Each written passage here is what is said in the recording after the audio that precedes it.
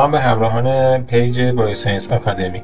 تو این آموزش کوتاه میخوایم بگیم که اگر شما یک مقاله‌ای دارید و دنبال نشریه هستید که اونو داخلش ثبت کنید، به چه روشی اقدام بکنید و نشریه مورد نظرتون رو چجوری پیدا بکنید. کافیه که توی موتور جستجوی گوگل عبارت جورنال فایندر رو سرچ بکنید. عموما تمام انتشاراتی که مجلات مختلف علمی و پژوهشی رو در واقع ساپورت میکنن یه موتور جستجوی داخلی برای خودشون دارن به نام جورنال فایندر. وقتی که شما جورنال فایندر رو توی گوگل سرچ میکنید، جورنال فایندر هر کدوم از این انتشارات بالا میاد. همونطور که میبینید مثلا از رکورد دوم این پیج میتونید جورنال فایندر انتشارات الزیویر، اسپرینگر، وایلی و من همینطور که اگه بیام پایین تر برای MDPI دانشگاه هیوستون و تیلور انتشارات تیلور رو ببینید. برای مثال من جورنال فایندر انتشارات الزیویر رو باز میکنم. از من یک سری اطلاعات میخواد برای اینکه بتونه نزدیکترین نشریه به موضوع مطالعه من رو پیدا بکنه. شما هم میتونید ابسترکتون رو اینجا در واقع آپلود بکنید، هم میتونید کیورد ها و یا اسکوپ اون موضوعی که مد نظرتون هستش رو براشون اینجا مطرح بکنید. من حالا توی مقالاتی که کار کردیم یه دونه از ابسترک ها رو میام و اینجا پیست میکنم. توی صفحه بعدی رکورد ژورنال هایی که پیدا شده رو به من نشون میده، تعداد ژورنال نشون میده به همراه اطلاعاتی که داخلش هستش. توی قسمت سمت چپ یه سری فیلترها وجود داره که حالا با اینا کار نداریم. اطلاعاتی که برای هر کدوم از نشریات به من میگه، ایمپکت فاکتورشون، سایت اسکورشون، مدت زمان تصمیم گیری اولیه، مدت زمانی که به اکسپت منجر میشه و نرخ مقالات اکسپت شده در سال برای اون نشریه هستش. همچنین یکی از اطلاعات مهمی که به شما میده اینه که این نشریه به قول معروف اوپن اکسس و اینکه شارژ یا پولی برای چاپ مقاله شما میگیره یا نه، یا اینکه به قول معروف سابسکریپشن هستش و هیچ پولی نمیگیره. عموما به نشریاتی که هر دو حالت رو دارن و نویسنده میتونه بین این حالت‌ها یکی رو انتخاب کنه میگن نشریات هیبرید. مثلا این هیومنژن یک نشریه هیبرید هستش که هر دو حالت رو داره. میبینید که ایمپکت فاکتورش نیم هستش، سایت اسکورش 1.6 و 9 روز طول میکشه که تصمیم اولیه رو بگیرن که آیا مقاله شما رو پذیرش میکنن یا نه، و کل فرآیند تصمیم گیری اولیه تا اکسپتنس نهایی 131 روز به صورت ماکسیموم طول میکشه.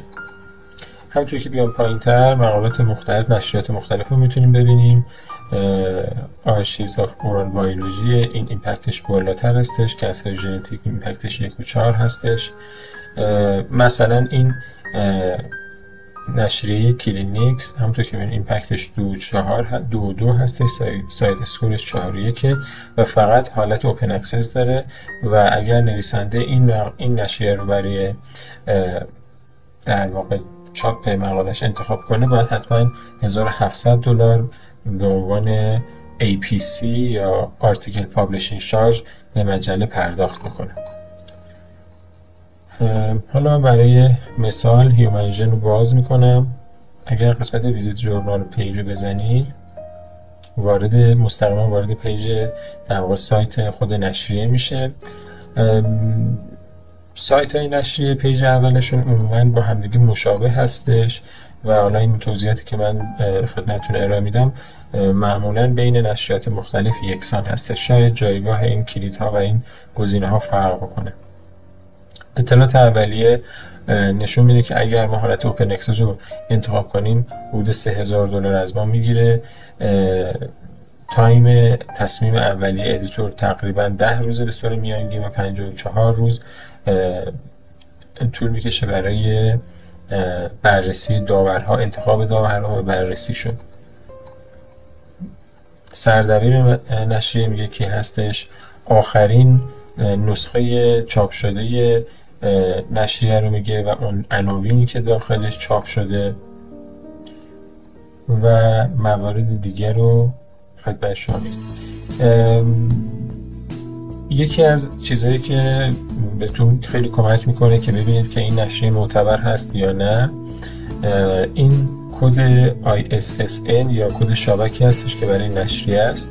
شما میتونید اینو کپی کنید و توی دیتا بانک اعتبارسنجی مجلات علمی یا impactfactor.ir این رو پیست میکنید و مطمئن بشید که توی لیست سیاه وزارتین داخل کشور وجود نداره. اونم برای دانشجویان عزیز دانشگاه آزاد و دانشگاه سراسری، دانشجویان مقطع دکترا که امتیازات نشریات برای دفاعشون خیلی مهمه، من توصیه میکنم که حتما از impactfactor.ir استفاده بکنید. همطور که میبینید تمام فیلد های این نشریه بجز دواج و مدلاین سبز هستند. توی اسکوپوس و مستر جورنال توی اسکوپوس نمایش شده، جزء نشریات JCR هستش، کوارتایلش Q4 هستش، ایمپکت فاکتورش نیمه و در فهرست وزارتین هم فهرست سیاهش یافت نشده.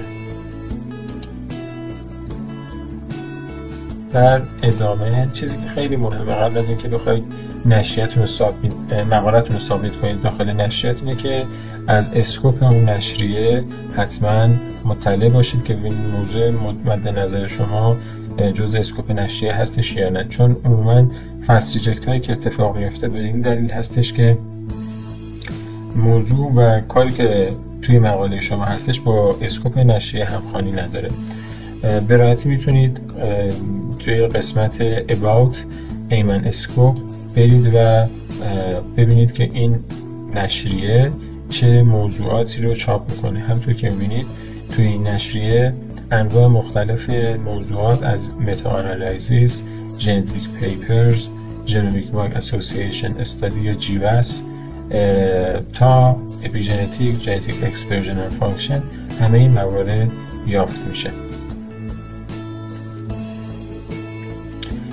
قبل از اینکه بخواید کارهای ثابت رو انجام بدید، یکی دیگه از قسمت‌هایی که به نظر من حتما بخونید و مقالتون رو بعد از اینکه مطمئن شدید که اون نشریه مناسبی هست برای مقاله شما و برای اینکه آماده بکنید مقاله رو قبل از سابمیت، اینه که گاید فور آتورز رو مطالعه بکنید، ببینید که مقاله‌ای که میخواید داخل این نشریه سابمیت بکنید و چاپ بشه باید از چه قسمت‌هایی باشه. بعضی از در واقع نشریات هستن که میگن که بعد از اینترودکشن نتایج و بحث بیاد و بعد از اون متد متریال بیاد.